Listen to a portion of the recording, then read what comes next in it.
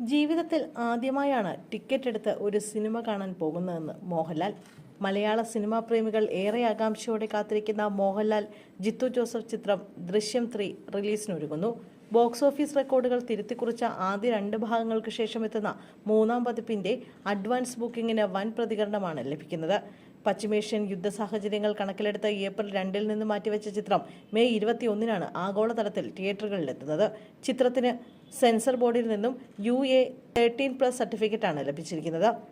ചിത്രത്തിന്റെ official ticket ലോഞ്ചിനിടെ Mohanlal പങ്കുവച്ച രസകരമായ വാക്കുകൾ സോഷ്യൽ മീഡിയയിൽ ഇതിനോടകം വൈറലായി കഴിഞ്ഞു. തന്റെ ജീവിതത്തിൽ ആദ്യമായാണ് ടിക്കറ്റ് എടുത്ത് ഒരു സിനിമ കാണാൻ പോകുന്നതെന്നാണ് താരം പറഞ്ഞത്. സാധാരണക്കാർ ടിക്കറ്റ് എടുത്ത് സിനിമ കാണാൻ തുടങ്ങുന്ന പ്രായമായ 17-ാം വയസ്സിൽ തന്നെ താൻ സിനിമയിൽ എത്തിയതിനാലാണ് ഇത്രയും കാലം അതിന് സാധിക്കാതെ പോയതെന്ന് മോഹൻലാൽ കൂട്ടിച്ചേർത്തു. മോഹൻലാലിന്റെയും സംവിധായകൻ ജിത്തു ജോസഫിന്റെയും ആത്മവിശ്വാസം ആരാധകർക്ക് വലിയ പ്രതീക്ഷയാണ് നൽകുന്നത്.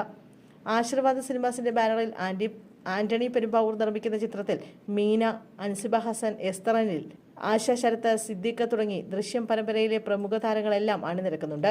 മെയ് മാസത്തിൽ ചിത്രം ചരിത്രം കുറിക്കുമെന്ന പ്രതീക്ഷയിലാണ് സിനിമാ ലോകം. കൂടാതെ ചിത്രത്തിന്റെ ഹിന്ദി പതിപ്പ് 2026 ഒക്ടോബർ 2-ന് റിലീസ് ചെയ്യുമെന്നും അണിയറ പ്രവർത്തകർ അറിയിച്ചു.